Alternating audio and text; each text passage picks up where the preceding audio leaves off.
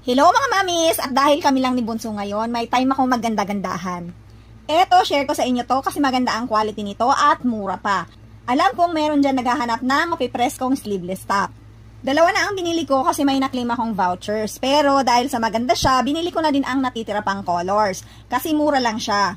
Black and pink ang natipuhan ko munang bilhin. Pero dahil nga maganda siya at mabilis lang dumating, pati white and beige na check out ko na din. Kung kagaya ko kayo na okay lang makita ang kilikili, magugustuhan nyo to. Hindi din masyadong mababa ang cut sa harap, mahaba din siya, pero mahilig kasi akong magtupi ng laylayan, kaya tinutupi ko, minsan naman nakatakin. Pwede tong pambahay, pero ako duster at turn pantulog talaga ang pambahay ko, kaya pang alis ko to talaga. Sa dalawang kulay na binili ko, etong pink ang pinakagusto ko. Pagdating ng dalawa pang kulay, i-share ko na lang ulit sa inyo. Pero kung bet na bet nyo na to, i-check out nyo na kasi madaling maubos ang sizes. So large frame pala ako at large din ang kinuha ko. Sakto lang siya, hindi nyo kailangang mag-downsize or mag-add size.